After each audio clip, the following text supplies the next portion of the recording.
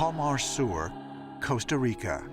While clearing the jungles in the 1930s, crews discover hundreds of monolithic stone spheres. Many of them are huge. I mean, they're 10 feet in diameter. They're gigantically huge. Others are much smaller, the size of a basketball or of a car tire or something like that. To date, over 300 stone spheres have been found at archaeological sites across the region.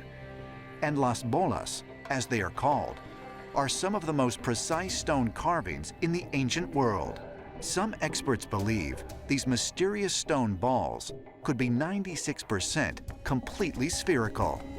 A perfectly spherical, round ball is hard to make. And in fact, where they're found is a primitive area. So the stone balls that we see at Costa Rica would have been very, very hard to make by just bashing them out with a rock. It almost seems like there was some kind of megalithic carving school who could create the most perfect sphere. Some of them are still hidden within the jungles. So what were they doing there? I mean, why were they constructed? Jungle-dwelling local chiefs were sometimes buried with some of the smaller balls. But some of the balls are gigantically huge. I mean, in fact, they're so large, they couldn't fit in any grave. So the great mystery with the stone balls really is what their purpose was. According to the legends of Costa Rica, those stone spheres were used as cannonballs by the god of thunder to drive away the god of wind and hurricanes. Now, these are all wonderful ideas of a story, but as we all know, every story has a core of truth, and the question is, what is that core?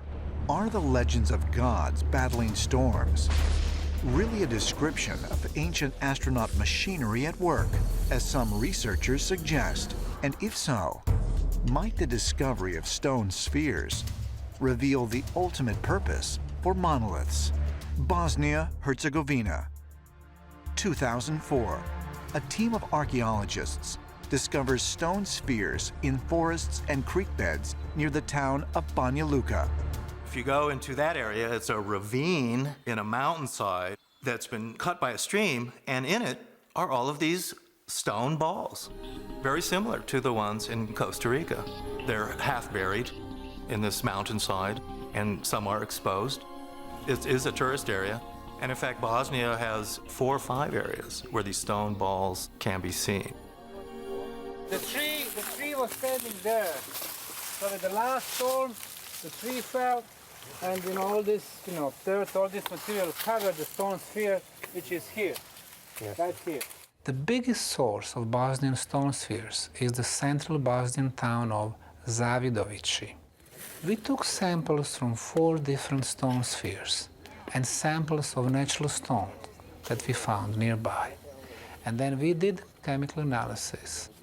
So the conclusion was those stone spheres were made. From the liquid state, they would melt them. They were adding certain additives to get the better properties of material.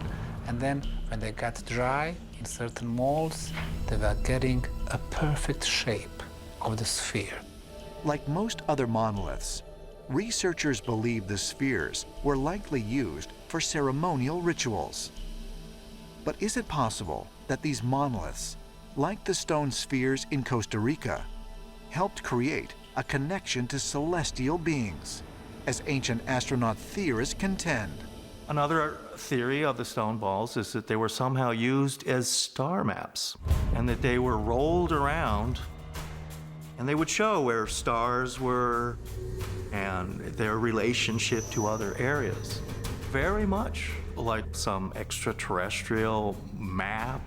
It's also said that these stone balls were there to concentrate thought, that they were somehow physical devices, that somehow by touching or working with these stones, we were able to establish a bridge to another dimension. And so we might actually be looking at a civilization who realized that the places where these stone spheres were located were somehow power spots, that somehow there was some form of energy whereby if we were able to concentrate, we would indeed be transported to a world where we could communicate with the gods. And that might be why these stone spheres are located in the places they are.